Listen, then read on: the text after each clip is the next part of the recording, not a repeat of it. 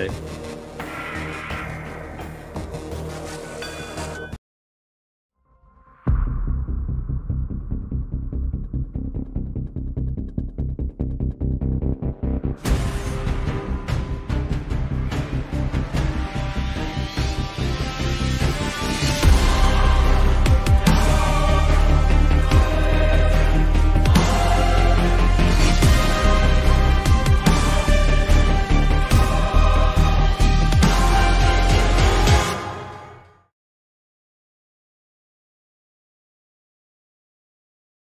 Hello and welcome to the Apex iRacing rFactor 2 Formula 1 World Championship. We're here for the start of Season 2, Round 1 here at Australia for the Australian Grand Prix. My name is Zach Jones, and joining me again for this season is Curtis Kenyon, also known as NinjaRider. Curtis, welcome back. Welcome to you, sir. It's been a little bit since we've had a chance to chat, and just talk a little bit about Formula 1. I mean, it's only the best sim out there, Kappa. Oh wait, this is Indeed. YouTube. We can't use Kappa. No, wrong platform. But we're here for qualifying one for the first race of Season 2. We're currently midway through Q1, a 12-minute session where the top 10 will progress through to Q2, where they'll have, I believe it's 7 minutes to set their fastest time to determine the top 10 portion of the grid. Driver changes are plenty, team changes are plenty, new teams joined, old teams have left. We'll go through those in a bit more detail in warm-up, as we don't have championship standings to go through, but as it stands at the moment, Craig Baxter has picked up where he left off last season and is currently topping the session, but he's joined by a new boy in the service, Sergi Jerez, sitting in second place at the moment, with Kieran Chubbuck in third, and Dan Brantham lining up in fourth. A good performance from him so far, as we sit with just 4 3/4 minutes left in Q1.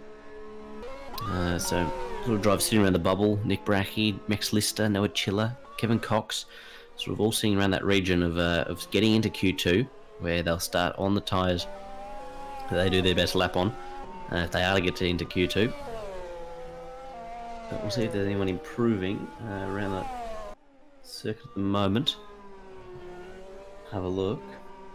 Doesn't seem to be anyone. I'll be honest with you, man. I'm looking for a lot of improvement this season. The car has changed quite a bit. We'll go over that throughout the race.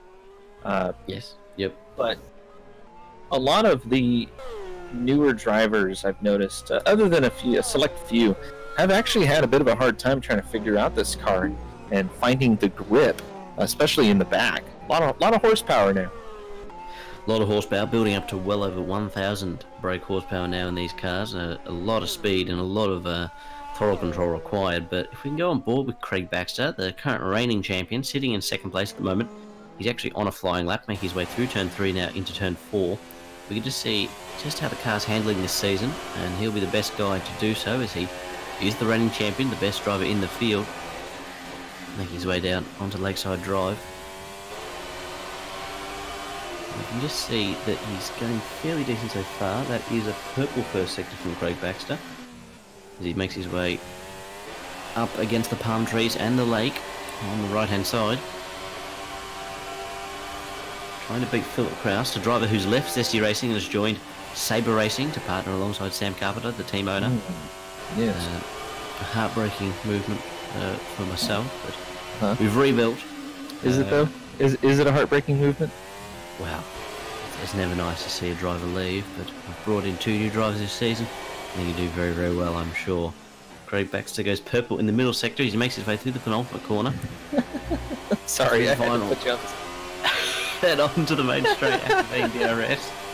Running towards the line. What's going to be for Craig Baxter? It's going to be the fastest lap by a half a second at 21.088.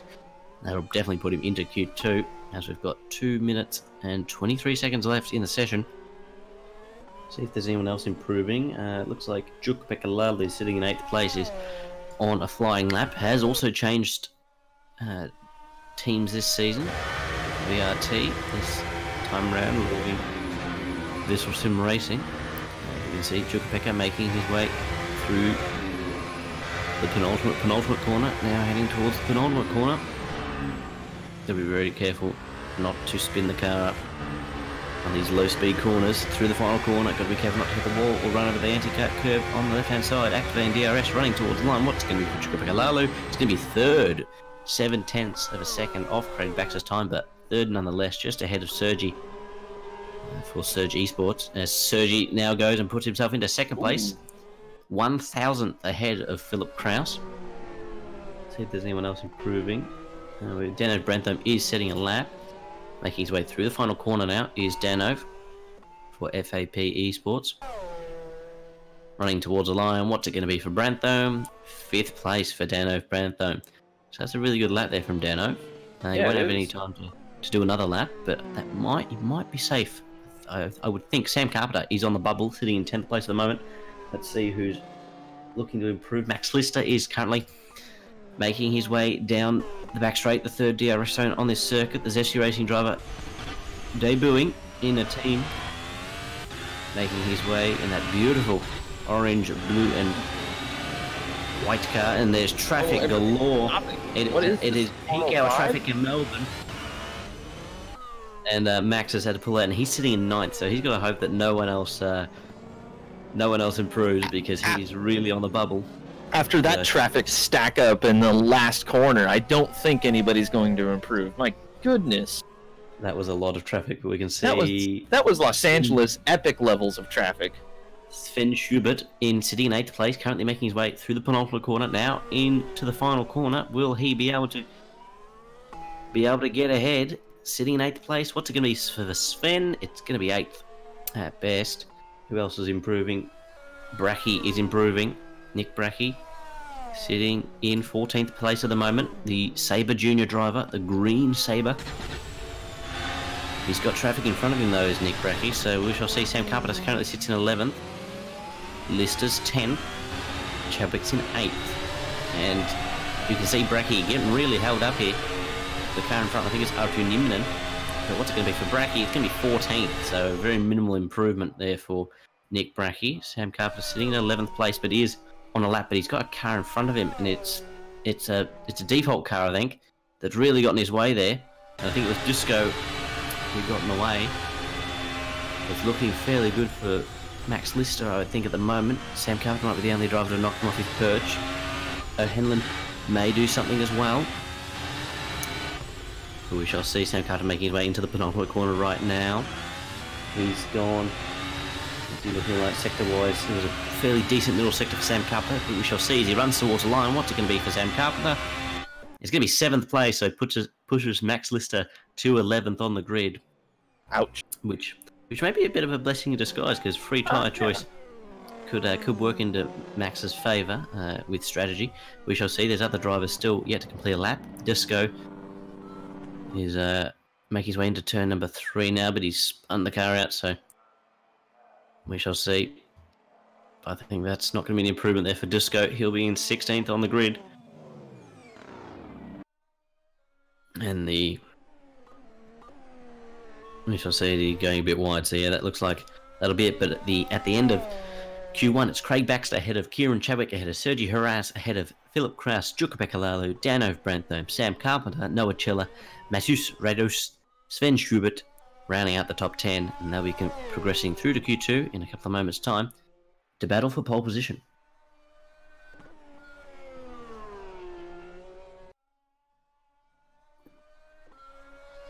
But we are seeing some improvement in terms of lap time. A couple of seconds in comparison to last season. Very, very quick, these cars. Yeah, no, these cars are insane. I managed to run a few laps just on the default setup for the most part, a couple of tweaks here and there just to see what it would do, and very, very aero sensitive actually, these cars. And the rear end is, I mean, if you get up on the turbos on this engine, you're pretty much driving on ice, even with the ultra softs. It's a tough car to master, that's for sure. At the end of the pit lane, we can see Craig Baxter, first car out onto the circuit when the light goes green, but he's waiting. Got to be the first car to get out and get a lap in. Clean air is key here as the light goes green at the end of the pit lane. They've got 7 minutes to set their fastest lap time to put themselves as high up the grid as possible. I think my money here is going to be on the reigning champion to get another pole position like he did last year here in Australia. Obviously had that incident with Frank Godrecki and the opening stages, which cost him the win. Came back and scored a single point. The greatest drive of his career, he said, to get that one singular point, considering the damage that was sustained to his Defiance car. But he's currently making his way through the middle sector now on his outlap with the first car to start a lap. And he'll be fairly confident. Obviously, he hasn't got a teammate as it stands at the moment as we head into round number 1. That is to be announced. It's confirmed that there is a driver, but it's yet to be announced who that driver will actually be. So we shall find out in due course who that's going to be. Rumors are flying, that's for sure. Rumours are flying. Obviously, Scott Davidson's left the team and isn't racing this season, which is unfortunate to see, but we hope that Scott is watching. Yeah, time commitments more than anything else, I think, on his side. He mentioned there's been a lot of work for him lately, and just doesn't really have the time to put in the excellent drives that he was putting in last season. So I hope to see him back, even if it's just for a couple of races. Yes, we shall hope. But now his former teammate Craig Baxter is starting his first flying lap here of Q2. Let's see if we go on board with Craig Baxter as he brakes for turn number 1 now.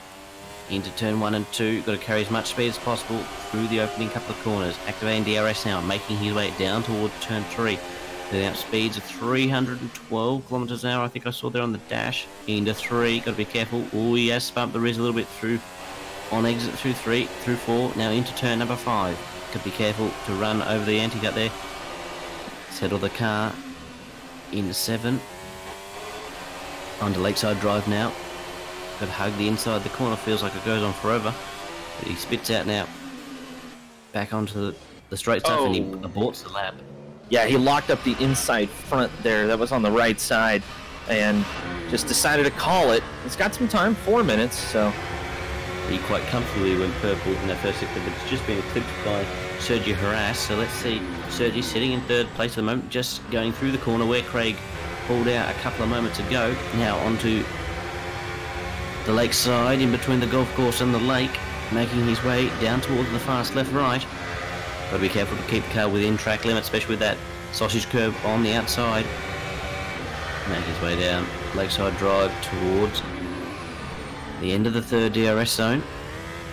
Over the curb on the left-hand side. Now he's got to hug the inside. Beautiful stuff here from Sergi so far. Braking for the penultimate corner. Very calm and very collected here from Sergi. Through the final corner, can he keep it all together? Activating DRS, running towards the line. What's it going to be for Sergi? He'll be the first driver, I believe, to set a lap, and he's put himself 2nd. My apologies. Philip Kraus currently sitting on pole position. And he's just over a 1/10 of a second ahead of Sergi is Philip Kraus. Dano Brantham puts himself in the 3rd place. Ahead of Noah Chillett and Vic Becalali, the other two. On board with Sam Carpenter now. Sabre driver. Is he on a lap at the moment? No, he is not. He's on an out lap. Is Sam Carpenter. So we're waiting on lap times from Baxter, Chadwick, Carpenter and Schubert. The only drivers yet to set a time. But at the moment, it's Phil Kraus on pole position for the Australian Grand Prix Season 2. For a bit of a reference, the pole position time for last year's race, this year's race at in the season actual, maybe.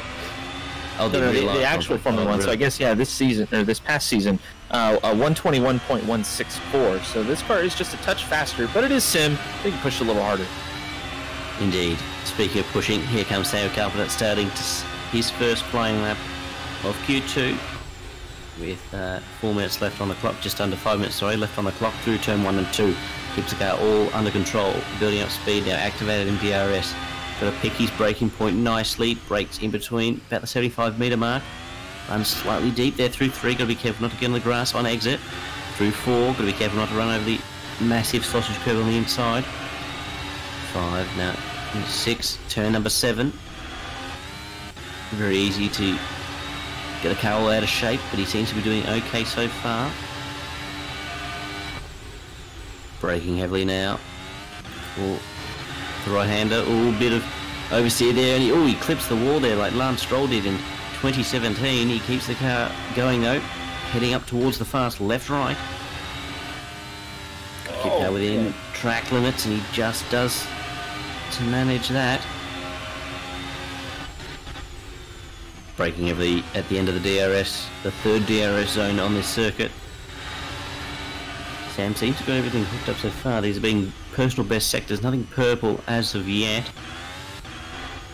True to final corner now. Building up speed, a bit of oversteer there on entry. Activating DRS, running towards the line. What's it going to be for Sam Carpenter? He's going to put himself up into 4th place. Craig Baxter's put himself in a 2nd as well. So Philip Grass has got the fastest time thus far. Kieran Chadwick and Sven Schubert yet to set a time in this session. As we've got... How long we got left in the session? We've actually got a minute left on the session, so if there's no one else out in the circuit, we've got 6 drivers currently on the circuit. Sam Carpenter, Noah Chilla and Juka Pekalalu are done. Their grid spots are set at best. Noah Chilla has just come out onto the circuit, but he's not going to have enough time to set a lap time. We shall see if there's who is improving. Dano Branthome currently making his way down the 3rd DRS straight. He will be the first of the current drivers to complete his time. Branthome making his way now into the penultimate corner, braking heavily, bit of an inside front lock left. Through the final corner now, building up speed, activating DRS, got to achieve as much speed as possible, running towards the line. What's it going to be for Dano Branthome? It's going to be 5th place, not an improvement. Well, it was an improvement in his time, and he did get a little bit quicker through the last sector there, but yeah, not enough to move him up the order for sure. Kraus actually technically in the lead right now. He was blocked in his pit, so he couldn't get out and make his 2nd and 3rd lap. This will be his last one for sure. Sergio Haras currently looking the goods out of the people setting first sector times. He's about 10th faster than Craig Baxter through the first sector, about 3 tenths faster than Kieran Chadwick.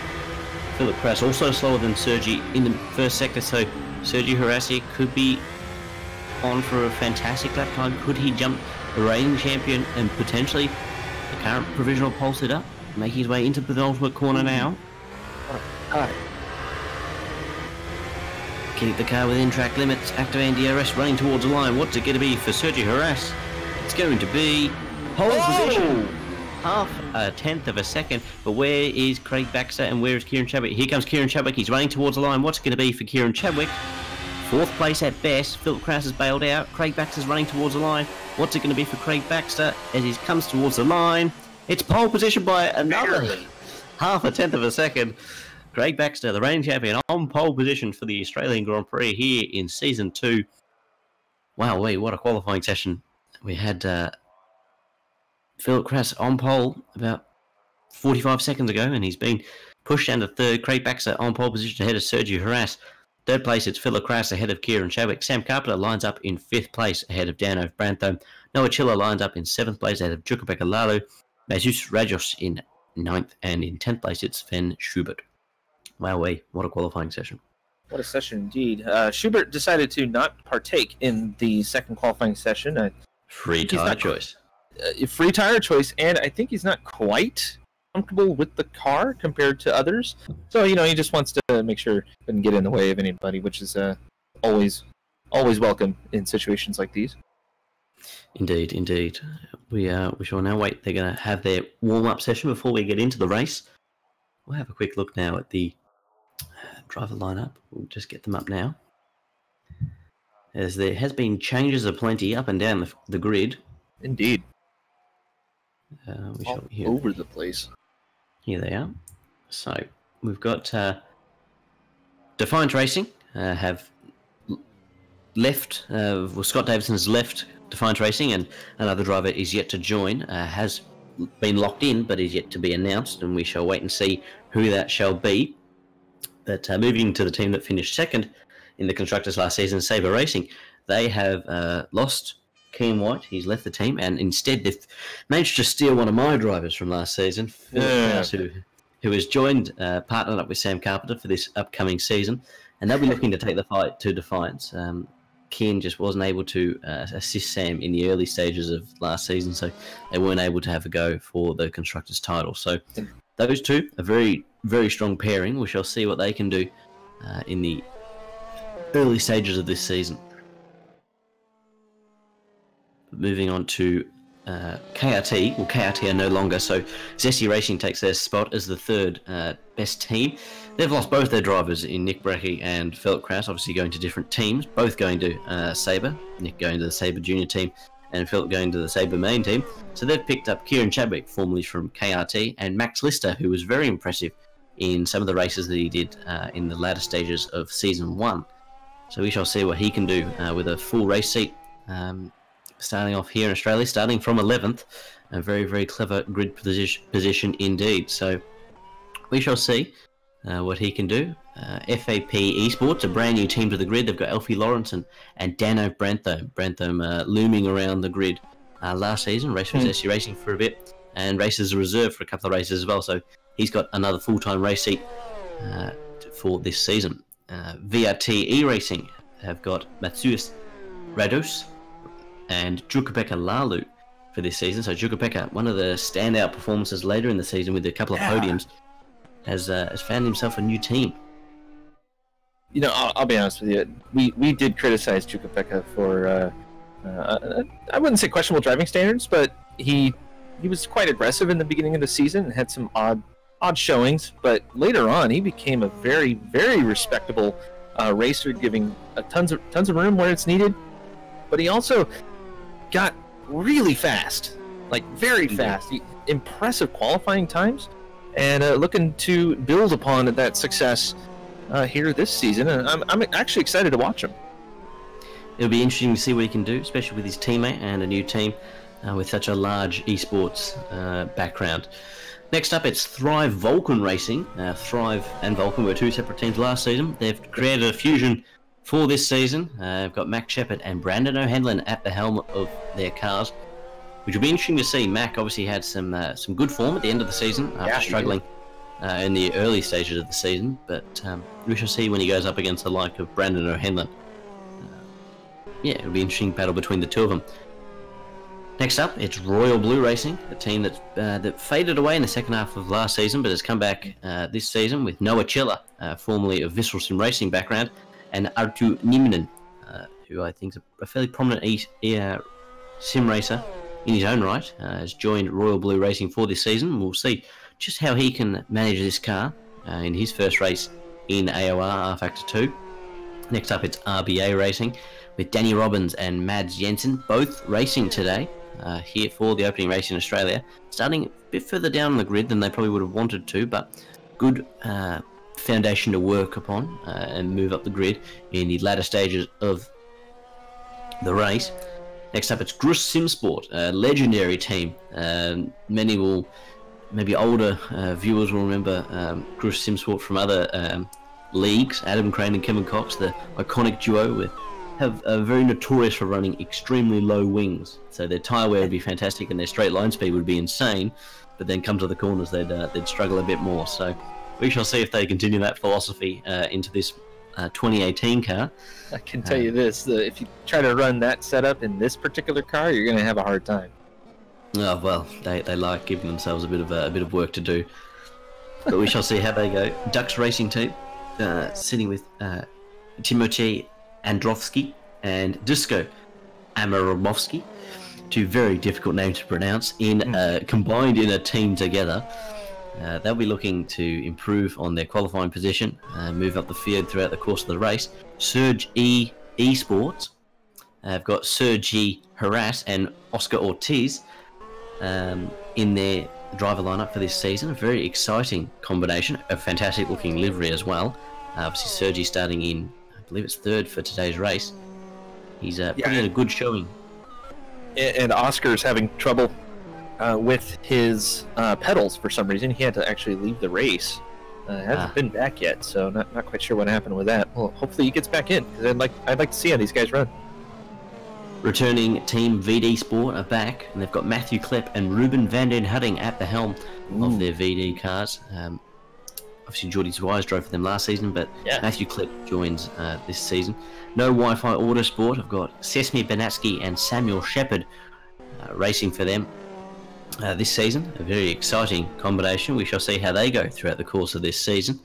VRT E-Racing B team have got Jordan Pierce and Lars Algera at the helm. We'll see. We'll see. I don't think either of them are racing today, so maybe so, no. in the next couple of rounds we'll see them appear.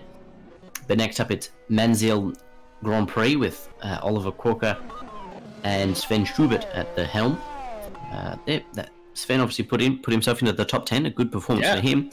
We'll see how he goes. Oliver a little bit further down the grid, so we shall see how he can move forward in the later stages of the race. And then rounding out the current grid that we've got, obviously teams joining and leaving as the season goes on. Sabre Junior with Nick Brackey and Evan Rice. Obviously two drivers that have been picked up by Sam Carpenter and the Sabre team to form their own little Toro Rosso-esque junior team with Evan Rice having to find a new seat after KRT disbanded and Nick Brackey leaving Zesty Racing. Actually, Nick Brackey was planning on not racing this season, so... Oh, really? So Zesty Racing found a replacement for him. Then he turned and said, yes, I will race, actually. Oh, you filled the slots, so I'll go and find another seat. It happens sometimes. It's just, a lot of times with sim racers, real life gets in the way of getting the proper practice in and doing all of that. I mean, heck, look at this broadcast. We had to do full Windows 10 resets in order to even get here today.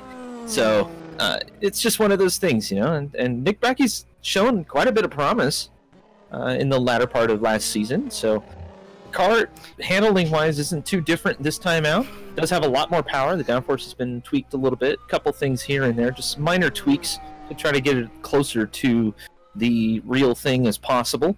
Of course, we're going to have people running faster than the real cars because, simulation. But I'll be honest with you, Zach, this season's going to be pretty nuts. Everybody's starting to figure out this car. Everybody's getting faster. And with all the new faces around here, it's going to be real interesting.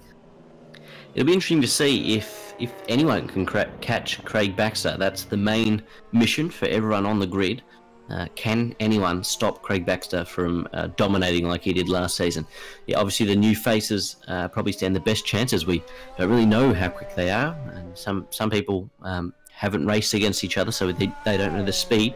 Obviously the returning faces know how Craig operates and how he ticks, so they can use that knowledge and experience to go up against in the likes of Kieran Chadwick, Philip Krause, and Sam Carpenter as well. So we shall see how they go, but it'll just be crucial at that start to get ahead of Craig Baxter and don't let him get in a rhythm, because you do that and it'll probably be game over before it's even begun.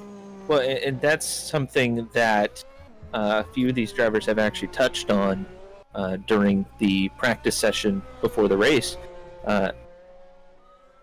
These guys are going to have to conserve fuel quite a bit.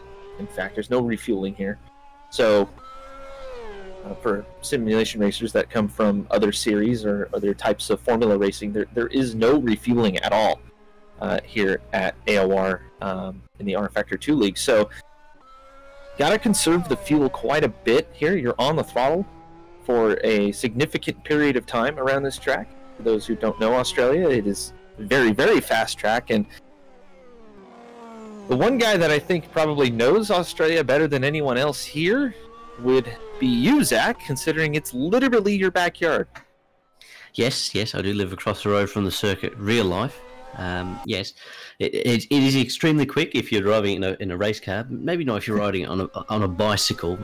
It's a bit slower. Unless you're Lance Armstrong. Unless you're Lance Armstrong taking some very questionable supplements. Maybe it's probably the best way to achieve a race car speed. They're just anti-cancer, man. Calm down. Yes, okay.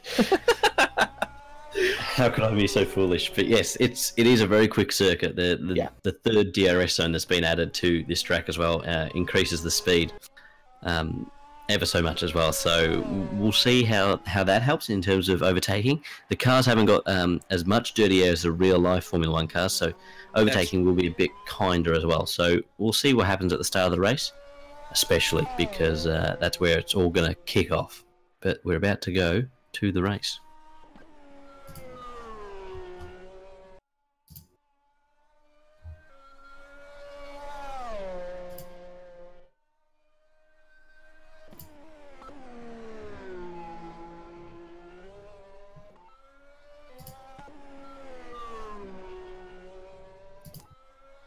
we've got the tyre compounds. I completely forgot to mention that we've got the ultra soft, super soft, and soft compound tyres. The purple, red, and yellow compound tyres available for this Grand Prix.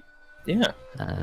Majority of people will be starting on the ultra softs if you're in the top 10, and maybe something else if you're outside of it to sort of mix things up. But we shall see when they're on the grid.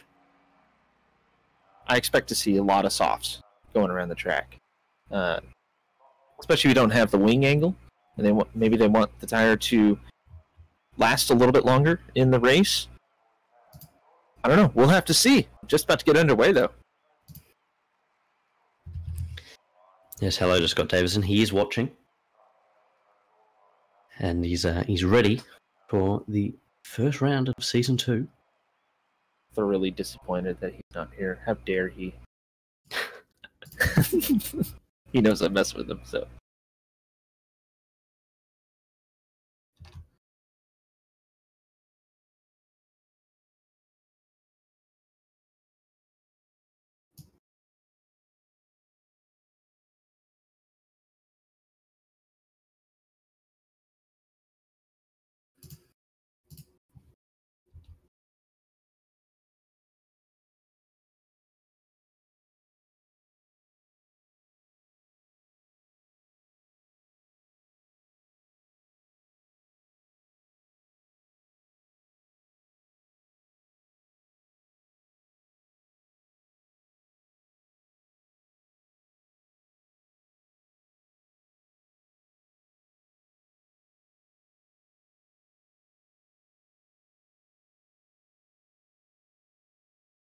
Well, here we go.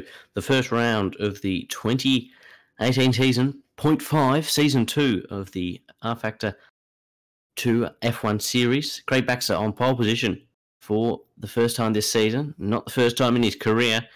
And he'll be leading the field as they head down towards Turn 1. Second on the grid, it's Sergio Jerez.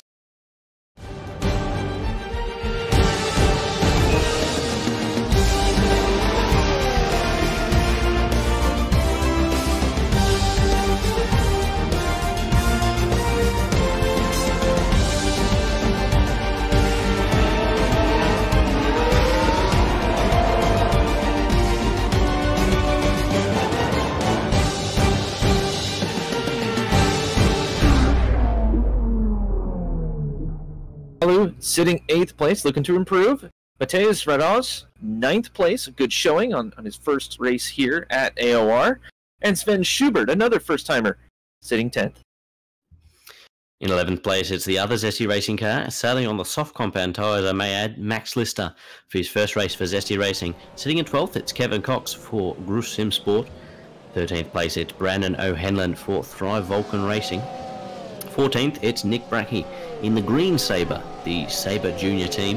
And lining up in 15th place, it's the other Thrive Vulcan in the form of Max Shepard. Dusko Amarovsky sitting in 16th place, looking to improve. Looked very fast in the pre-stages of this race. Oliver Cuoca, another newcomer here at AOR. Adam Crane, 18th place. Matthew Clipp in 19th. And Danny Robbins in 20th. 21st, it's R2 Nieminen for the other Royal Blue racing car. Behind him, it's Sesmir Bernatsky sitting in 22nd place. 23rd, it's Mad Jensen for RBO Racing. 24th, it's Timoche Androvsky. He'll be looking to improve. In 25th place, it's Oscar Ortiz, who has made it to the grid. But we shall see, as Craig Baxter is starting to make his way onto the grid. Looks like Oscar's pedals are working. He's ready to go. As they make their way, lining up on the grid now. Craig Baxter's taking his spot. Oscar still yet to get there. He's about 50 metres away. Be sitting on that grid for a very long time indeed. He's got a couple of grids. The wait, the anticipation, the start of a whole new season. With 41 laps ahead of the drivers for the Australian Grand Prix. Kraus lining up to try to split the front row. Making sure everyone's lined up in their grid slots correctly. We now build up towards those 5 red lights. Lights out and away we go, and it's a fairly good start there by Craig Baxter. Sergi Haraz sort of following him here as we head into turn 1 for the first time this season. Craig Baxter's going to lead. Looks like it's going to be Sergi going to hold on to second place. We've got Philip Kraus there holding on to third. It's Kieran Chadwick versus Sam Carpenter, but here comes Dano Brandome. It's going to be Craig Baxter who leads here, the Australian Grand Prix. As he heads into turn 3 for the first time, Sergi's getting pressured by Philip Kraus, who's getting pressured in turn by Kieran Chadwick, who also is getting pressured by Sam Carpenter. It's a bit of a train as they head through the opening sector for the first part of this lap. But it's Baxter who leads from Haraz, Kraus, Chadwick, Carpenter, Branthome, Schubert, Lalu, Cox, Lister, and Chiller, rounding out the top 11 so far. Nick Brackey's gotten up a fair few places as well, sitting in 12th place. But it looks like everyone's got out fairly cleanly. There was a bit of a kerfuffle there, right about 11th through 15th or so. Everybody Adam Crane up fast as Noah Chilla did not get out of that corner well.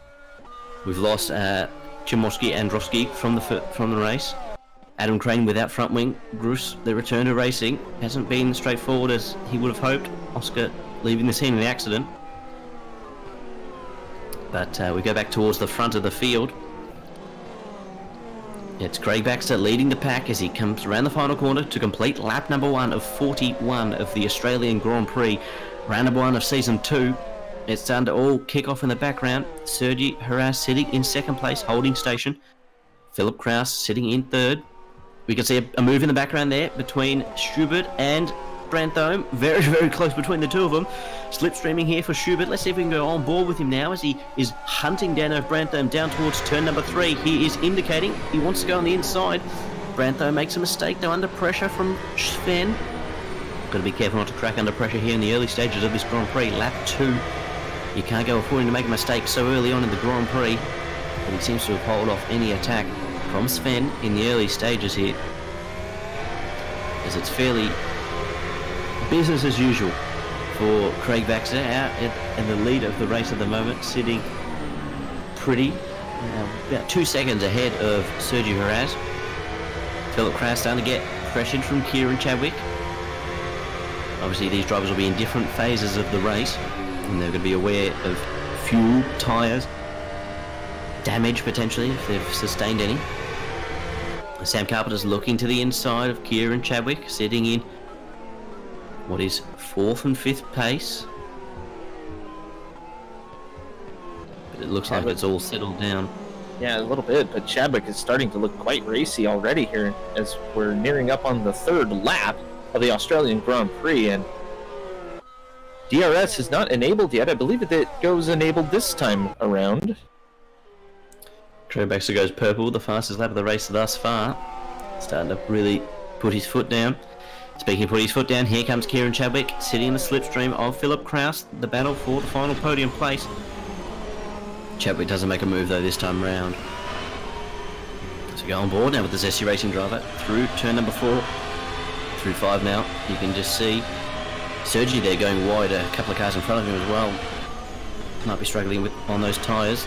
Speaking of struggling, Philip Kraus there goes wide. This could allow Chadwick to capitalise, sitting in the slipstream. He's closing ever so much.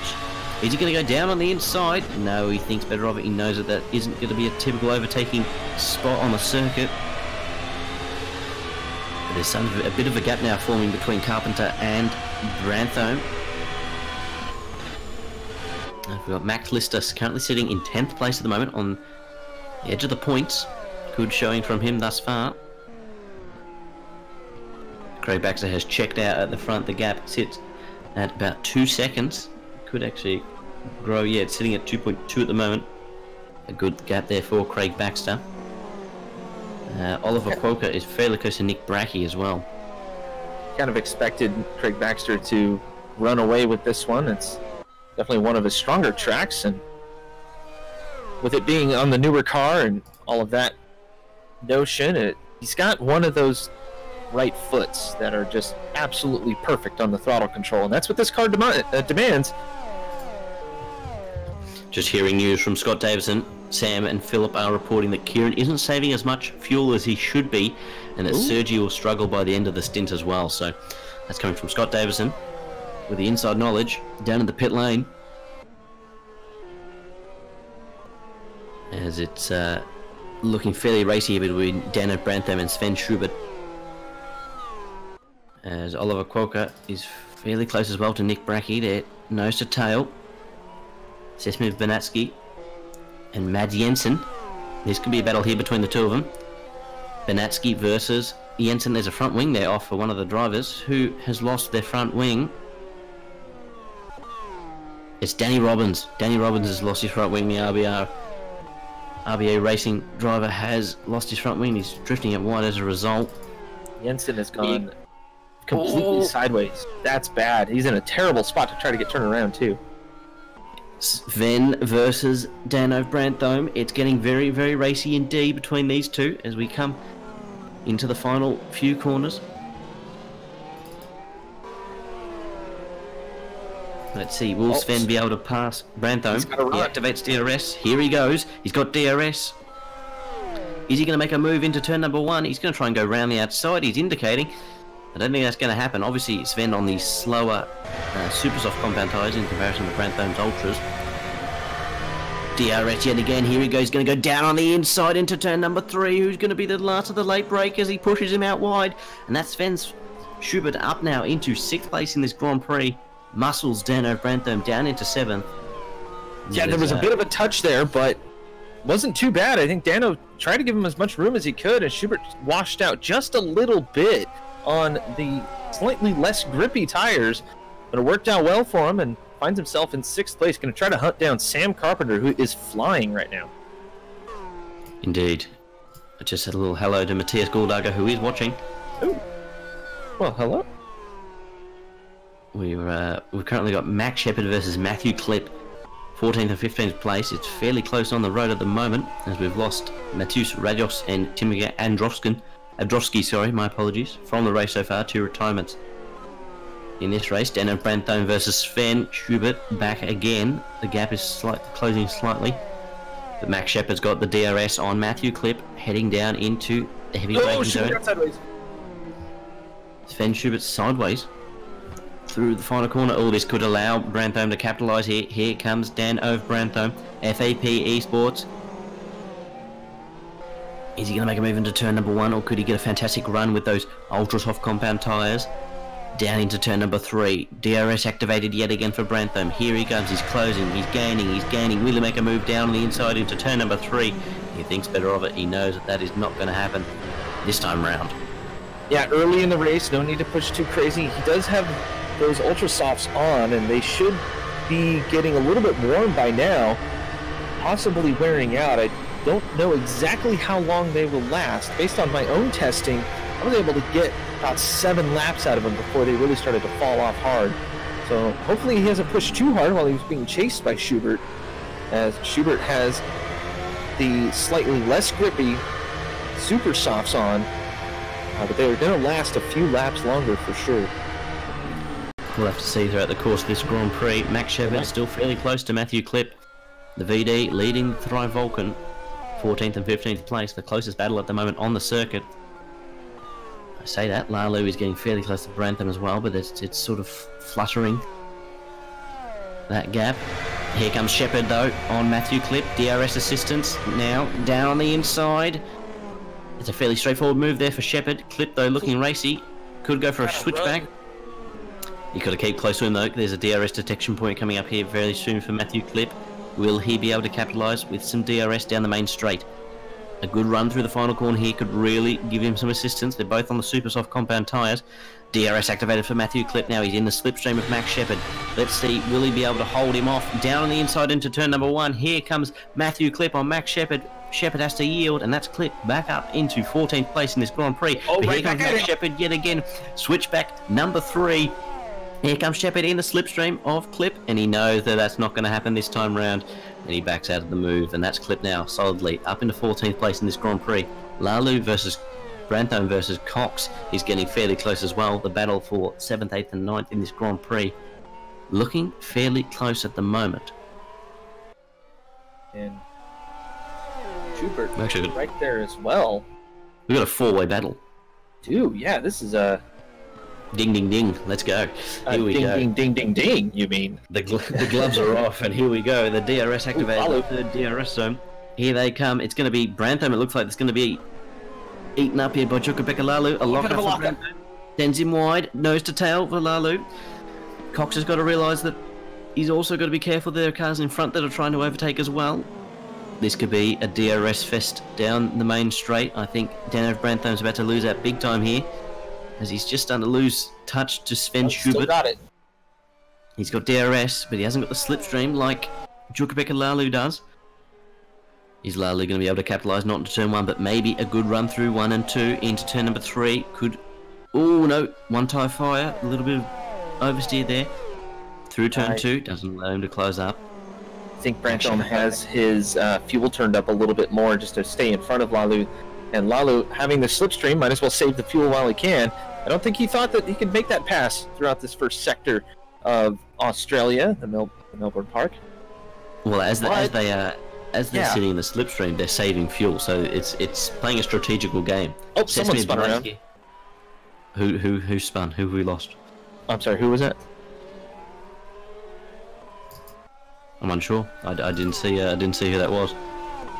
But I can see that Max Shepard and Matthew Klipp still very, very close on the row. They're still battling at this point in the Grand Prix. Danny Robbins is out of the Grand Prix as well. Danny Robbins, yeah. That's a bad place to spin too. We've lost Danny Robbins, but Sesame Banatsky versus Oscar Ortiz as they head through Lakeside Drive. The golf course on the left-hand side, the lake on the right. Doesn't seem to be close enough though this time around for Sesame. Lalu versus Brantham as they head through the penultimate corner and now the final corner. Lalu's looking very good here in comparison to the Swede in front. Here comes Jukabeka Lalu. Is he going to be close enough to make a move into turn number 1? It does not look like that's going to happen, because at the same time Danev Brantham is closing up to Sven Schubert as well. So DRS is just pulling these cars along in pretty much a scale-electric type race there. No speed to be gained and no speed to be lost, because they've all got DRS pulling each other along. As the gap at the front sits at points. A few seconds now. Craig Baxter has checked out a little bit. Actually, I say that. It looks like Sergi has closed the gap a little bit. Sits at about 0.5 of a second actually for the lead of this Grand Prix. Sergio Harras putting in the work and has closed up the gap to Craig Baxter significantly. Obviously Craig having to manage fuel as well, so we shall see how that battle shall boil. Sam Carpenter has cooked his tyres according to Scott Davison, so Scott with the inside information saying that Sam Carpenter has cooked his tyres, and you can see that definitely because he's fallen off the pace of Kieran Chadwick and is starting to fall into the clutches of Sven Schubert as well. And the front end is trying to wash out for Sam. He's trying to compensate for it, using a little bit more throttle to try to turn the car around. Sergio Harras going for the lead of the Grand Prix here against Craig Baxter. He's got DRS as they head into turn number 1. They're nose to tail. Sergio's going to be very careful here. He's going to have DRS yet again as they run down towards turn number 3. Will he be close enough to make a move? Potentially around the outside. Craig holds the outside line. No chance of a move this time round for Sergio Harras. Sergi Esports. First race in AOR. And a strong showing thus far, pushing the reigning champion so far in this Grand Prix. Yeah, looking very, very strong. Quite impressed, I have to admit. He's holding well, and it looks like he might have realized that he's using quite a bit of fuel, so he had to back off a touch. As Craig Baxter has actually turned down the fuel for sure, as going to have his lap times. He's fallen off about a second, about a second-ish. Based off the best lap that he set, and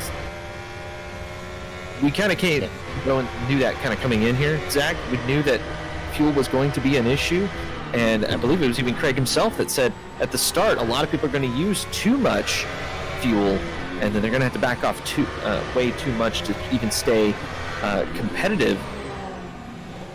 We'll have to see if Sergi Harras has actually figured that part out as the race wears on here.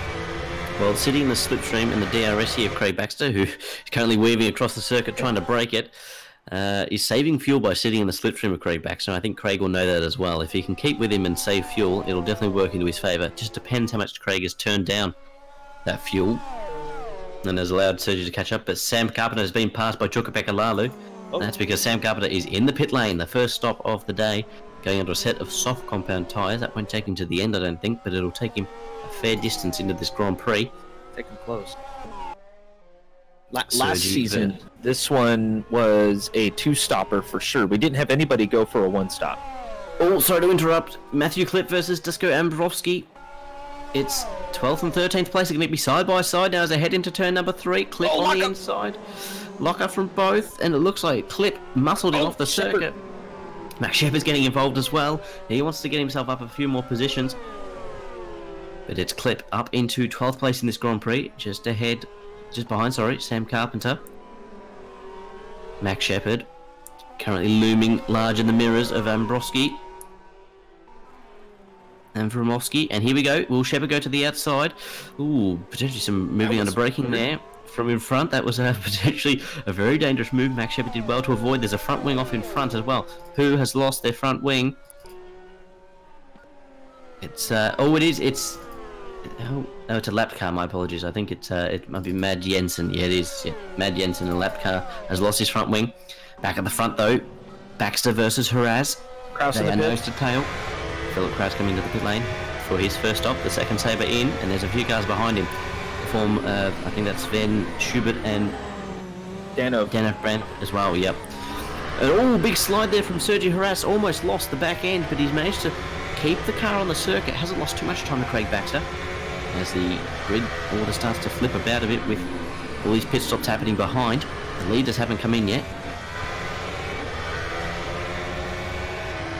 Should be expecting these guys to come in soon. They're running these tires to the ragged edge, especially with a little bit of lockups coming out from basically everyone. Well, as they're battling, it's allowed Kieran Chadwick to close up as well, who probably isn't saving as much fuel as he probably should be as well. So we shall see how Kieran manages to go over the course of this Grand Prix in terms of fuel. We don't want him to be running out towards the end of the grid. That'd be a horrible way to finish his race, but Max Lister... Says the team owner. Says the team owner indeed. Nick Brackie versus Brendan O'Henlon versus Max Lister. It is very, very close between these three cars, my apologies. Orange versus red versus green as they head now down towards the third DRS section of the lap. Poor old Max is going to have no DRS. Sure. Will O'Henlon go down on the inside? No, he thinks better of it. He knows that he's got to be very careful in this early stage of the Grand Prix. Doesn't want to go throwing away potentially a bag of points with a risky manoeuvre. Speaking of risky, Nick Brackie starting to get fairly interested as well. Not conceding the pit stop, so this will be fourth position. They're going to be battling Baxter like mad. And Chadwick came into the pits. They're coming out now. So Sergio Haraz leads this Australian Grand Prix. Here comes Kieran Chadwick. He's going to come out just in front of his teammate. Fantastic work there by the men and women on the Zesty Racing pit wall to get them out in front. Doesn't want to hurt his teammate too much, but his teammate is now under pressure. Max Lister holding off Brendan O'Henlon, Nick Brackie, and that will now be Sam Carpenter joining the party as well after that early stop. I think the Sabre Junior will have to get out of the way for the Sabre Senior. No, why would they do that? Oh well, he might suddenly be without a race seat if he's not careful. Don't cut off the boss. Oh, there you go, and there's a perfectly executed switcheroo. Sam Carpenter now up into 8th place in this Grand Prix. Max Lister, though, with a poor exit. Here comes Brandon O'Henlon. They're going to be side by side. Are they going to go into the fast left-right? Will... Oh, my God. Jeez, that's close. Max Lister all over the show. Max Shepard's been overtaken by Sven Schubert as well, but let's have a look. Will Carpenter go for a move? Here comes Nick Brackie on the Sabre Senior. Sam Carpenter under pressure, but he's also pressuring Max Lister at the same time. Max leader in the pits. As Sergio Haraz comes into the pit lane, this will be very interesting to see where he comes out in comparison to Craig Baxter. Leaves the pit lane. There's Craig Baxter. Craig Baxter's going to come out ahead, but what about Philip Kraus? Philip closes. Will he be able to get a move potentially with cold tyres against him? But DRS. Kevin Cox is out of the race, out of the Australian Grand Prix, as well as Oliver Quilker as well. So we've lost and that is now 5 drivers from this Grand Prix. Max Lister versus Sam Carpenter. They're going to be side by side now through turn number 3. Lister's going to try and hold it, but it looks like Carpenter's got the move done. Carpenter up into 7th place in this Grand Prix. Lister yet to pit, starting to struggle a little bit. Nick Brackey all over the place. Losing a lot of time there is Nick Brackey. Nick Brackey, though, has got to try now overtake the team he used to drive for. Will he go for an audacious move down the inside here?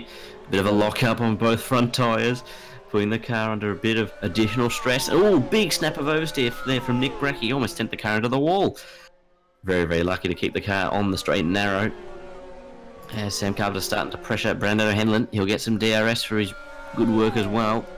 Here comes Sam Carpenter. He's going to try and go around the outside of O'Hanlon. O'Hanlon yields, and he lets Sam Carpenter through, up into 6th place in this Grand Prix. Fantastically done by both drivers there, by both Sam Carpenter and Brandon O'Hanlon. O'Hanlon knew that Carpenter had the faster car. I think Carpenter has turned up the fuel a touch, and I think he might have fresher tires as well. And O'Hanlon was duking it out a few laps earlier too, so O'Hanlon probably trying to save a little bit of fuel. Just let Carpenter go by. There's no reason to fight that one. Jukka Lalo, the only driver in the top 6 yet to pit. And he's sitting in 4th place at the moment. And he's looking fairly good, but he's obviously on these older tyres, which means that Kieran Chadwick is closing at a rate of knots. As it looks as though that Craig Baxter scampered away after that first pit stop, and Sergio Haras has now fallen into the clutches of Philip Kraus, his first race for Sabre Racing, currently outperforming his teammate by some margin. As we have a look, Kieran Chadwick currently the closest driver to an overtake on the circuit. Let's see if we can go on board with the British driver now. Number 96, Kieran Chadwick, sitting in 5th place at the moment, hunting down Jukka Lalu. Lalu had a nice cut. Yeah, fantastic line there from him, but the DRS is helping Kieran Chadwick. He looked to the inside, he didn't quite commit to the move. Could have ended poorly if it was any more clumsy. Lalu struggling. Chadwick keen to get through. Will Lalu come into the pits at the end of this lap and get him out of the way? No, he's going to continue on for another lap. This will be a straightforward maneuver, you would imagine, for Kieran Chadwick. DRS activated. Here he comes. Kieran Chadwick goes to the inside, pulls out, pulls ahead, and pulls back in front of Jukka Lalu to move himself up into 4th place at the Australian Grand Prix here on lap 16 of 41. Yeah, Lalu did a good job. He held his line. Didn't feel like he could get into the pits possibly safely. You do have to slam on the brakes pretty hard on the exit there, the penultimate corner. And with Chadwick sniffing his gearbox, it would probably not be a good idea to go into the pits, even if your tires are completely shredded. Max Shepard for Thrive Vulcan into the pit lane. Number 27, putting on a set of soft compound tyres for his first stop on the Grand Prix. And he'll probably emerge around 16th place, you'd imagine. Yep, he's going to come out just behind Sesemir Banatsky. Sesemir yet to pit as well. So we've got Brackey, O'Hanlon, Lalu yet to pit as well. So there's a few drivers that are running wild on strategy. I mean, you got to change it up a little bit, right? It's the only way really to get around cars. You do have to change it up. Not exactly surprising to see drivers try something a little bit different than everyone else, especially with a lot of the newer drivers around here. This series is definitely growing, and it's good to see. A lot of great racing to be had here. If you guys choose to join up, check out ApexOnlineRacing.com under the rFactor 2 tab. Personally, the best tab, I think, of the Apex Online Racing community. What other place to find the best racing at AOR, and the best cars, and the best endurance racing? Oh. The 24 Hours of Le Mans flashbacks. Hard on the drivers, hard on the commentators. As the producer is giving us a hard time about that one, because he's the one that stayed up for all 24 hours. Exactly. But the blowtorch is currently being applied to Jukka Lalu, because Sam Carpenter is starting to threaten for 5th place in this Grand Prix. At the same time, Kraus and Haras are doing the same. We're on board now with the Sabre driver, number 46, as he heads out towards the lake. He's getting very close indeed. This could be a straightforward move here for Sam Carpenter. A bit of slipstream. He pulls to the outside. Good move by Lalu. Lalu holds the inside. He knows that he won't be able to get through here in the fast left-right, but Sam Carpenter, with a switchback and maybe some DRS to assist him, Could be a straightforward move here into the 90-degree right-hand corner ahead. Lalu pulls to the inside. Hold the line. He's going to have to try and go around the outside. Oh, they touched! And Lalu's into the wall. Lalu there into the wall, and without front wing, he's definitely going to have to pit now. As Nick Brackey comes through. Schubert, careful. Can be very careful indeed. He knows there's issues there with that car. Oh, I'm cringing. This is so close. Here comes Chukwuemeka Lalu into the pit lane for what will be his first stop of the Grand Prix, and a probably poorly timed one, but here comes Philip Kraus attacking Sergi Harass. You could say he's harassing Sergi Harass. In the middle stages of this Australian Grand Prix, lap 18 of 41. That's the second place man at the moment that's looking the goods. Sergi Harass is currently going very quickly indeed. Quite quickly indeed, as Kraus has definitely turned up the wick a little bit. Sergi did a challenge for the lead a little bit earlier in the race. If you guys weren't quite here for that one, had to back off on the fuel for sure. Baxter does like to run a little bit lower wings than just about everyone, as he is very good at setting up for good mechanical grip, as Harass found out the hard way, unfortunately for him. But Kraus now has been saving fuel. He's been doing a pretty good job of making sure that he'll be there for the end, and probably why he has caught up. There should be a pass here, I think. You would think so. DRS assistance could help Philip Kraus here. Will he go to the inside? Harass. Oh, good move. Fakes to the inside. Here comes Philip Kraus. He's going to try and go around the outside into turn number 1, which is going to become the inside for turn number 2. But Harass with the drive is going to go around the outside. Kraus in the slipstream into town, down towards turn number 3 now. He's going to try and go around the outside. Harass holds the inside. Kraus around the outside. Off the circuit for Philip Kraus, and he's not going to be able to get through this time round. Very, very hard racing there between the two drivers, and it's good to see. Good clean racing too. There were no bumps at all throughout that whole exchange. We should also mention that Brandon O'Henlin and Nick Brackey have come into the pits. They've now dropped to just about the top 10. Yep, Max Lister promoted up to 9th place, but he is putting pressure on Brandon O'Henlin now.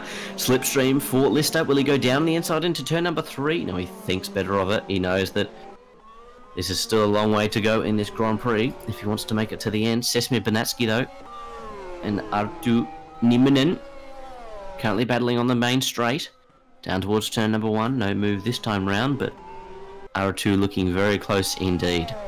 And here he comes. Let's see if we can go on board with the Finnish driver now. He's going to go down on the inside into turn number 3. Will Sesame Benatsky give him the room? He gives him a lot of room indeed. Fantastically done. Let's see. He will come Sesame up on the inside again. He's not giving up without a fight, and that's Artu now up into what is 16th place in this Grand Prix. Oscar Ortiz is right there. He looks like he might want to pick up the crumbs here. Oh, got all out of shape. Oh, he picked up too much bread. That was that was out of control.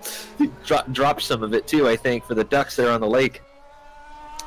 Perfect duck season. Swans as well. Swans on the Albert Park Lake. Yeah, I guess you would know here, right there, huh?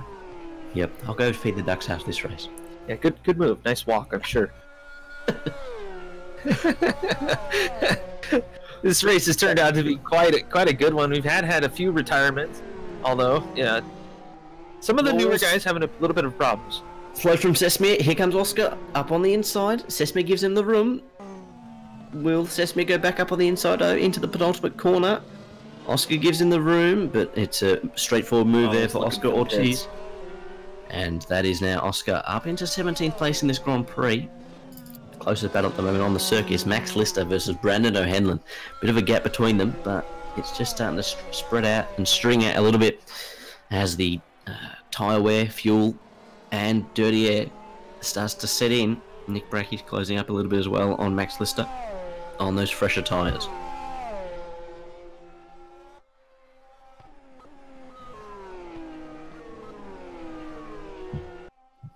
Now the race strategy begins.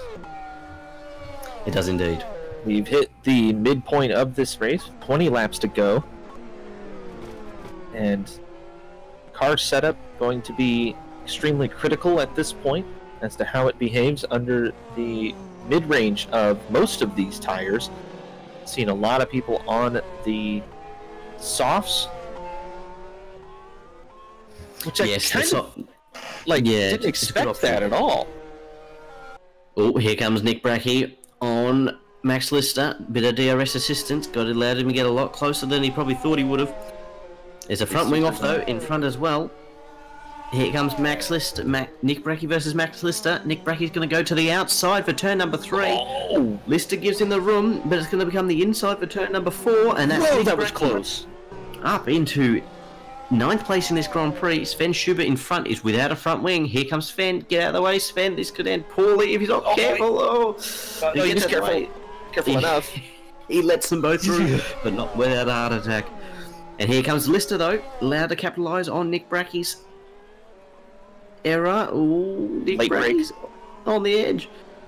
Late break there for Brackey. That's what kept him in that position. A fantastically run sequence of corners there, is even with the car without a wing, given the mild heart attack to most everyone in chat. Yep. Including these two commentators. Indeed. My heart attack is currently focused on Max Lister versus Nick Brackey for 8th place in this Grand Prix. Looking decent here for Lister. Could he potentially catch and pass Nick Brackey? Bit of DRS assistance is going to help him here as they head onto the main straight. Sven heading for the pit lane. And there's a car as well, another one in there as well, I think, in the pit lane. But Promoski goes in 13th place. Max Shepard versus Matthew Clipp. Not close up. Oh, big lock up there from Lister. He goes sideways. Keeps the car under control, though. Loses a little bit of time. Philip Kraus versus Kieran Chadwick. That's Kieran Chadwick now up into 3rd place in this Australian Grand Prix. Something's happened to Philip Kraus. Let's have a look here on the replay to see what happened. He was ahead heading into... And yeah, he went across the gravel. Almost went out into the golf course if he wasn't careful. And that allowed Kieran Chadwick to go around the outside and up into 3rd place of this Australian Grand Prix. Critical error has resulted in a critical loss of position. And Philip there, another... That was rear locking then from Philip Kraus. Kraus looks like his tires are starting to go for sure. Sven Schubert out of the race? Yeah, that's right. He had a suspension failure, yes. Kraus, though, has been pushing pretty hard, and that front end is starting to push fairly wildly. He still has DRS on Chadwick, though. That'll keep him up there for a little while. But he's definitely going to be coming into the pits here in the next couple of laps to get to the end of the race. The question is which tires he'll go on. Kind of in the mid-range of the softs and super softs right now. Philip has flat spots on his tyres and has got dark blue diffuser damage, and Max Shepard is off into the wall at the final corner. He's lost his front wing. He's got to be careful rejoin the circuit here because Lalu's going to come across. Max Shepard, though, going to have to peel into the pit lane for another stop in this Grand Prix. Well, I mean, I guess if you're going to crash, you might as well crash there. It's probably a good place to crash, yep. Yeah, not bad. Philip Kraus continuing on. He's got dark blue diffuser damage, which will be hurting performance of the car, as well as flat spots on those tyres from probably a severe lock-up somewhere around the circuit. He'll be coming in soon to remedy that situation. The damage, though, I don't think will be able to be fixed in a usual pit stop time of around 3 seconds. So he'll have to deal with that until the end of this Grand Prix. We're on lap 23 of 41, this Australian Grand Prix. Max Shepard getting the front wing fixed, coming out now, leaving the pit lane and onto the main straight. He's going to have cars lapping him. That's Kieran Chadwick coming through. And Max going to have to get out of the way because here comes Sam Carpenter as well. So Mac there doing his best to get out of the way, and good work from him. It's actually Philip Kraus lapping Max Shepard.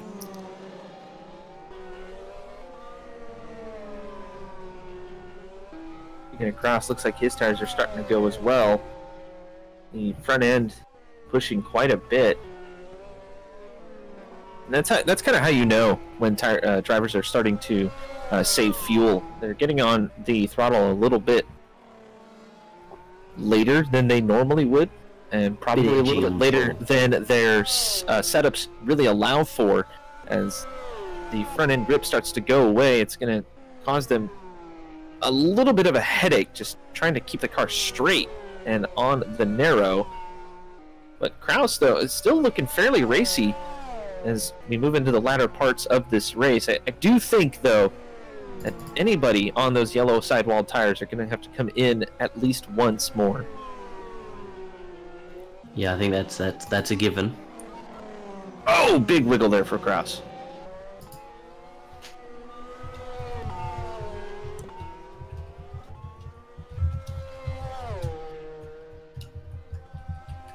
Nope, I hear the clackety-clackety of keyboards. I think we're getting intelligence. No, all good, all good. Just some senior decisions we made on the pit wall. That it's all good. We can see Max Shepard looking fairly racy on Philip Kraus. Might be looking to potentially unlap himself, which would be a bit wild. But we shall see.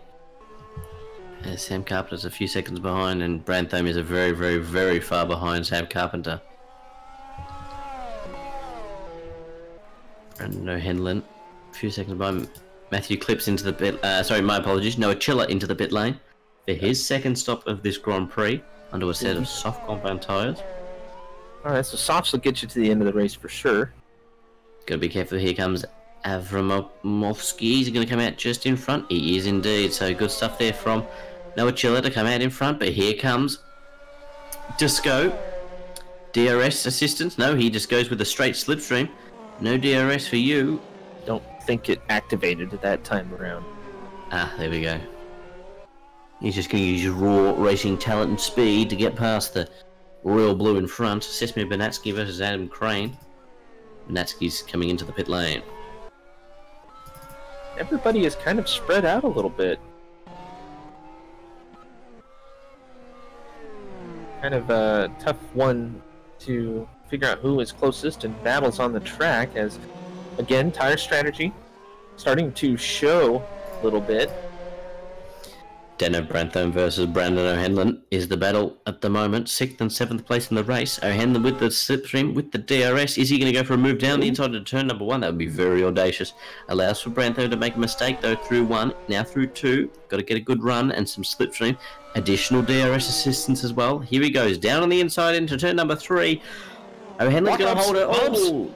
There's bumps, there's squeezes, there's hits between the two, and that is Brandon O'Hanlon muscles his way up into 6th place of this Australian Grand Prix, now ahead of Dano Brantham. Aggressive racing.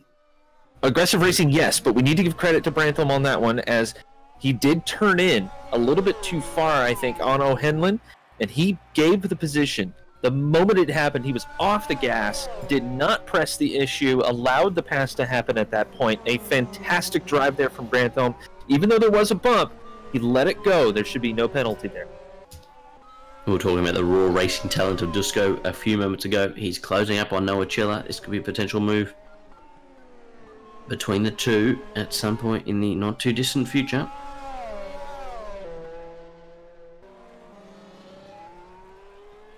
The default AOR car. Yeah, he's in the default red there, looking very Ferrari-esque. Very much so. Kraus is in the pits, though. Philip Kraus, 5th place, has come in and come out. He's on a set of super soft compound tyres to take him to the end. As we've got Dusko all over the show, off the circuit, losing time to Noah Chiller. Avramovsky did that a little bit once he got under a little bit of pressure during practice. He did kind of get a little bit skittish, and I think that's more along the lines of him pushing a little bit harder than the car will allow him to. Very touchy on the throttle for sure, but as drivers start to get used to that, I think we're going to start seeing some more, I don't want to say cleaner racing, but we're going to see a little bit more risk as the season moves on and we get on to some of the various tracks that we're going to be visiting this season.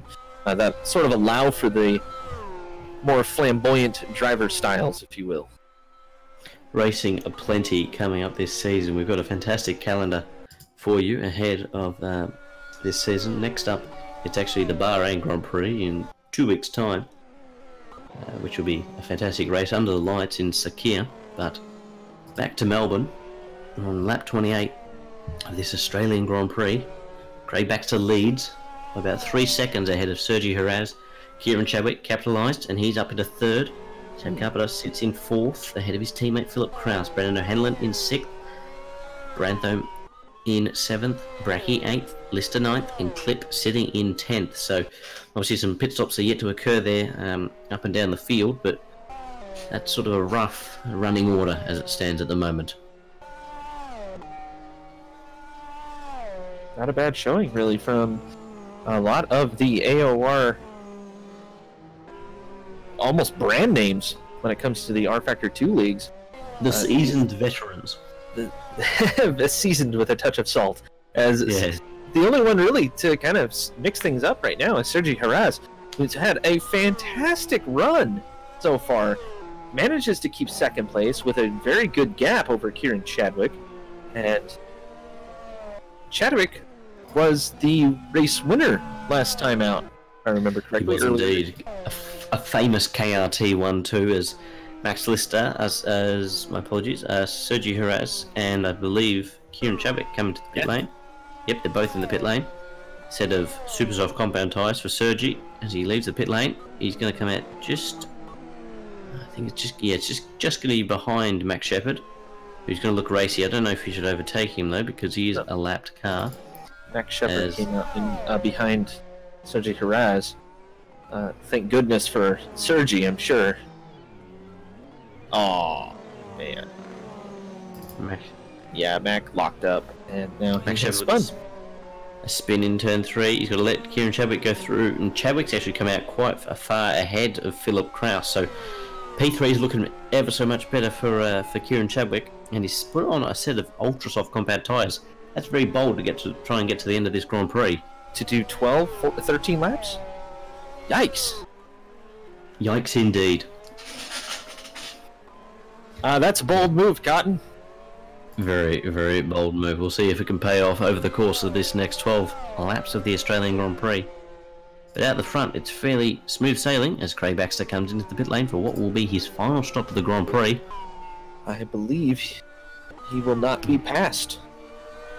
No, he will not be. He'll be coming out first on the road. Probably a set of super soft, should imagine. Nope, a set of ultra soft. So another bold move. Okay. So maybe it is a viable strategy call, but he's going to come out miles in front of anyone else. So we can see Sergi there in the background.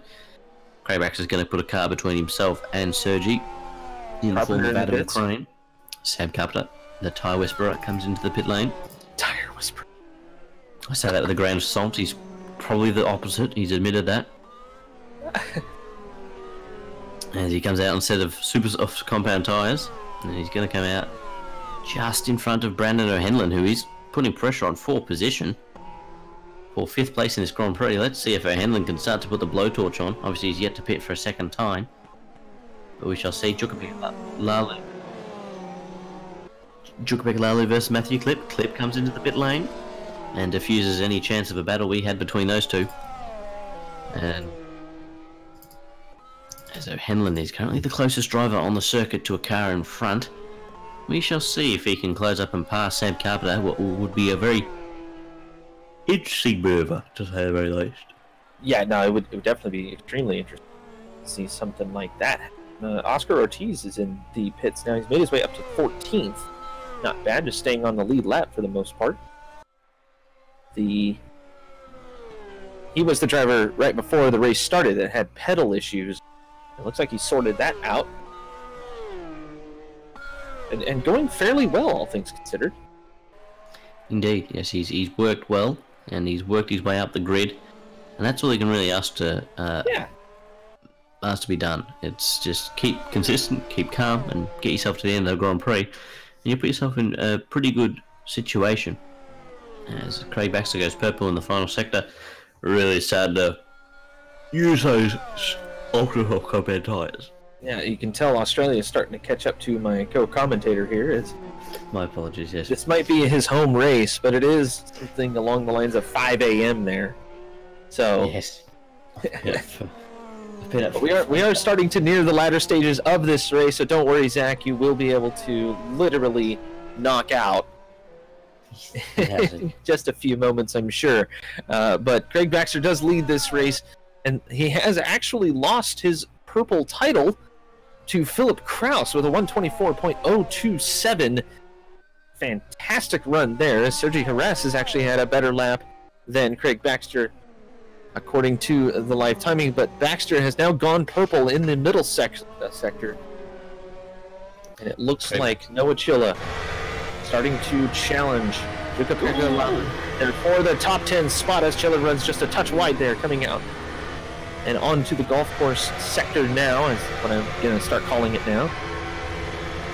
Watch out for these sand traps. He's closing up the massive sand traps on the inside and outside of the corner. Gotta be careful not to spear the car into the wall. They used to host the Grand Prix here at Albert Park back in the 50s without any barriers, so if you are going to oversteer there, you would end up in the lake. So what you're saying is if there was a crash, the golf course would have a new obstacle for the golfers to go around. Yeah, they can start building a putt-putt course, I guess, around it. Ooh, it's the magical race car hole. Make it into the intake for a hole-in-one. Exactly. Lister's in the pits, 9th place. He's going to emerge, and he's going to emerge into this battle pack as well. Here we go. Max Lister, debuting for Zesty Racing, number 64. Putting the blowtorch on Noah Chilla and Juka Pekalalu in front. Hopefully these two can sort each other out and slow each other down so Lister can bolt through and bolt past.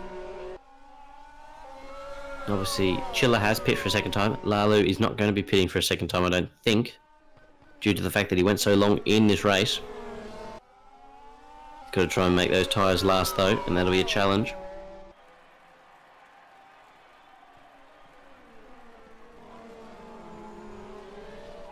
As Lister's got to get the ultra soft compound tyres up to temperature before he can start to attack. Oh, they'll be up to temperature now. And go into a full attack mode. DRS assistance, I would imagine, here for Lister. Sorry to interrupt, but O'Henlin and Nick Brackey are in the pits right now, both 6th and 7th on the grid. I'll keep an eye on them. We'll go back to the battle at the front. Well, not at the front, sorry. Behind. We're on board with Noah Chilla, sitting in 10th place, the final point on the table at the moment. Lalu will be under pressure, but I would like to see where Max Lister is going to be in this equation. He's very, very, very close to Noah Chilla. He's closing with DRS. He's going to pull to the inside. Is he going to go for a late braking move? Down the inside into turn number 1. Max Lister moves up into the points. What a move there from Max Lister. Indeed. On debut for Zesty Racing. Puts himself up into 10th place. Chilla, here we go. Noah Chilla looking to threaten Lister's point, but I think Lister will now use those ultra soft compound tyres to start to hunt down Juka Pekalalu and potentially Nick Brackey, but he's a little bit too far ahead, so it might be 9th at best here for Lister in this Grand Prix at the moment as Craig Baxter goes purple with the fastest lap of the race. 1 minute 23.781. That is a fair old margin ahead of everyone else, so Baxter on fire in the opening race of the season. O'Henlin and Brackey came out and actually split Dano Brantham, who moved into 7th place. Brackey trying to catch him right now. I don't know if he's going to be able to do that with the time left in this race, as all three of those guys are running fairly even time-wise. He is indeed. Max Lister is closing up to Juka Pekalalu on lap 34 or 41 of this Australian Grand Prix.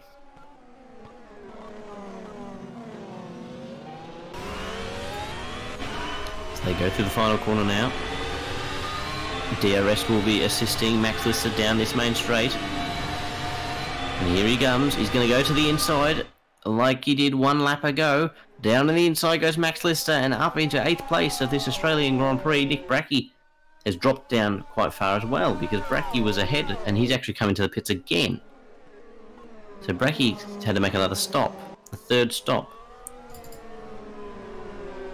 And Brackey's got to be very careful here because he's got an absolute battle pack of cars behind him. He's got to be very, very, very careful not to get overtaken. Brackey emerges just ahead of Clip and Disco. Noah Chilla starting to put the blowtorch on Juka Pekalalu as well.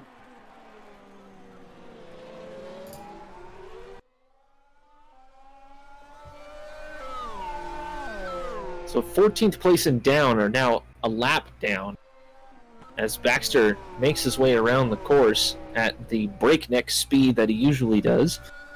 Harass has dropped down to about 4 seconds as far as the gap goes.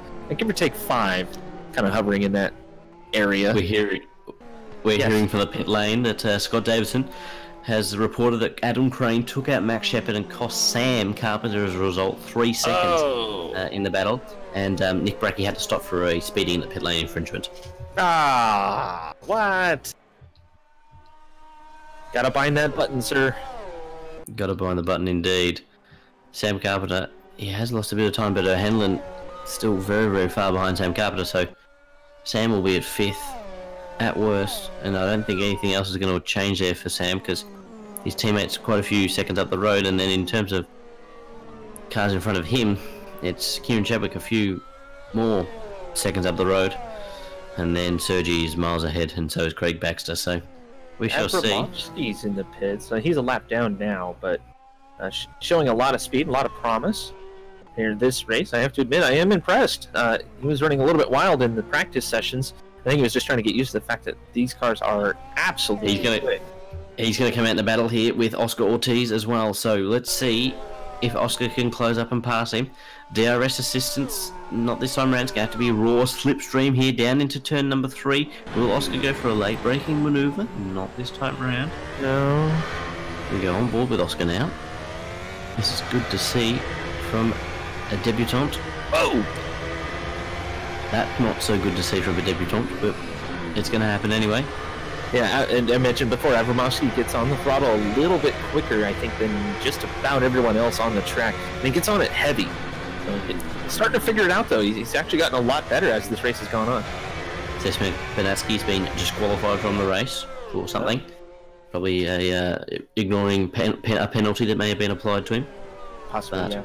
We shall see as, Disco getting all out of shape in front of Oscar, and we shall see if he can pass him on lap 36 of this Australian Grand Prix. Craig Baxter will be staring down the barrel of a victory, another one, and a fantastic way to start off the season. As Oscar is closing up on Dusko.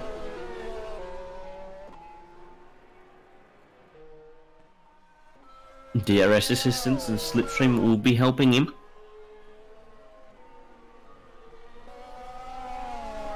I think Avranovsky's got his wings turned down quite a bit because the slipstream off of Kraus is helping him greatly. Yeah, it's actually interesting here. Philip Kraus is being caught by these two, even though they're a lap down. So it'll be interesting, a little scenario that Philip Kraus got to consider. Either he speeds up and risks spinning out, or lets these two fight and disappear up the road, knowing that he's got a fair old gap behind. And risk running out of fuel if he speeds up. I think you really should just let him by. Well, Disco is itching to get past Philip Kraus. And I don't think it's going to happen at this stage in the Grand Prix. Disco is getting pulled along, though, by Philip Kraus, so this is working. But Disco makes an error there, just to allow Oscar to close up. And here comes Oscar Ortiz.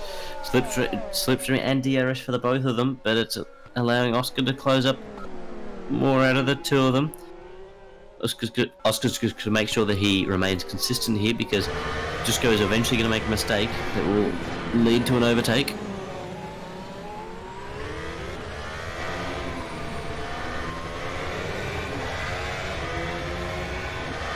So they go onto the main straight to start their 38th lap of this Australian Grand Prix. Kraus getting a little bit bent out of shape there for the first corner. You do kind of have to cut that a little bit odd. You have to square the corner up much more than you would round it. And get a good exit out of there, and if you just barely miss the apex on the inside, you hit that sausage and it gets a little crazy. As Disco starting to disappear up the road now, following Philip Kraus, these two seem to be going fairly decent. Let's have a look at the lap times. A 25.0 for Philip Kraus on the last lap. The fastest lap at the moment is Nick Brackey, a 1 minute 23.3. That's about 3 tenths per second faster than Craig Baxter. So Nick Brackey putting a fast lap. There goes Dusko. Dusko's round. And that allows Oscar Ortiz to go through. Under pressure, cracks like an egg. I had a feeling that might happen. Avramovsky got a little bit crazy there on the gas. It's just gotta ease up on the lead foot there. He's so close to being one of the fastest cars on the track. He's just gotta figure out the car. He's so close. And the gaps are starting to spread out a little bit here at the end of this Grand Prix. It's been a fascinating midfield battle, and it's just setting the scene for what will be an incredible season. Season 2 of Apex Online Racing rFactor 2 Formula 1 World Championship. We've got a sensational season ahead of us. That is certain. We've got 14 rounds running from the 29th of September through to the 23rd of February next year, finishing all the way in Brazil. But we've got many races to go in the middle. 14 race calendar. It'll be a very hotly contested, especially in the midfield. As we were saying, a lot of drivers in there that are so close together, and it really shows their racecraft as they battle on. And a lot of these tracks are going to challenge that racecraft as some historic venues that we get to visit and see these beautiful cars run around. You know, in fits of anger, spitting fire and blowing tire smoke all over the place. Indeed. 11th place man Nick Brackey going fast yet again, it seems. He's got the ultra softs on. Indeed, he's going very quickly indeed. Gonna make a run at Noah Chilla for the top 10. Could be bold. Be very bold indeed as we're on lap 40 of this Australian Grand Prix. Yeah, I think he's going to run out of time, unfortunately. As our producer in our heads are saying, "Do it, Nick!" Yeah, we've got Palp in our ear telling us to do it. Kill him. Did you just make a Star Wars reference? I did. I'm very impressed I managed to make a Star Wars reference. I am too. Oh my goodness. Can I get face palms in the chat, please? Yes, it's smooth sailing for Craig Baxter. Heading towards the final lap of the race for him.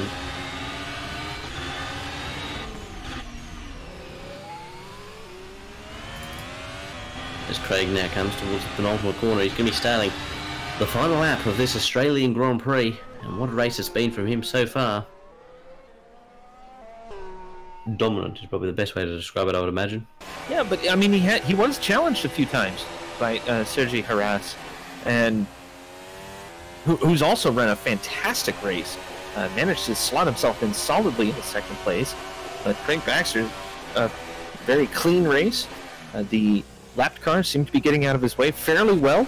Obviously, we weren't quite watching all of the lapped traffic. And overall, though, the race pretty clean. A couple of mistakes here and there, a little bumps and bangs, but nothing too crazy, especially that we've seen in the past here on RF2. It can get a little bit crazy with the lag that sometimes comes out, but Greg makes his way through the second sector now, one of the fastest parts of this track. Yeah, it's been a dominant performance from lights out to checkered flag. And pole position as well by a bit of a margin. I would like to mention that this is my girlfriend's favorite car simply because it's purple. Well, it's probably my least favorite car because it keeps winning too much. We want to see an orange car winning instead. The team owner has shown his stripes. Yes.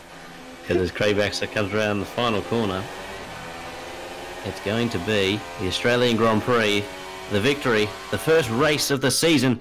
Season 2 goes to Craig Baxter. Sergi Haras comes through to finish in second place. And here comes an orange car. It's going to be Kieran Chadwick around the final corner. He's going to come through in his first race for Zesty Racing to finish in third place. And a fantastic podium for him. And here comes Philip Kraus in his first race for Sabre Racing. He's going to come through to finish fourth. Sam Carpenter, his teammate, is going to come around the final corner now, and he's going to be coming towards the line. It's going to be 5th place for Sam Carpenter. Quite a ways behind him, it's Brandon O'Hanlon. Fantastic result for Thrive Vulcan. If they can manage to hold on to this, it will be 6th place in the Australian Grand Prix. A fantastic result. As he comes around the final corner now, he's going to run towards the line. Is he going to have the fuel? Are they going to do a nice little promotional shot there? Lovely stuff. Max a lap down, but it doesn't matter. It'll look good on the screenshots. Doesn't matter at all, as the last of the top 10s are making their way through. Noah Chilla and R2 Niemanim actually got tangled on the last lap. Chilla was trying to make his run. Nick Brecky was able to get through to 10th place. Yes. Yeah, Chilla absolutely flying, and the teammates running into each other, apparently. Cost him a point. Nick Brecky comes through to scrape through for a point in 10th place. Max Lister comes through 8th place. Lalu 9th. Brecky 10th. Noah Chilla, unfortunately, collides with his teammate, who was lapped down. Finishes in 11th place. Slams to the wall. Not happy Jan. But there we go. A fantastic result for all the drivers on the grid. That is the end of the race and the end of our broadcast. Thank you very much for joining us. It's been a great race, Curtis. It has been a fantastic race. I've actually heard from a couple of the runners, the new guys here at AOR, both Sven Schubert and Oliver Quokka, their first race here in Australia. Both of them did end up going out of the race, and a lot of that has to do with the fact that they just weren't quite used to the car. Oliver went out on a spin trying to make a pass using DRS, and granted, the DRS can be a little bit tricky if you're not used to it, so I don't really blame him on that, but it looked like he took out anybody else in his spin, so fantastic way to go out there. But yes, a little bit frustrating for them, but they are looking at moving on to the next race in Bahrain, where the championship continues for round 2. Yes, in a couple of weeks' time, 13th of October. We hope to see you then, under the lights in Bahrain. Goodbye.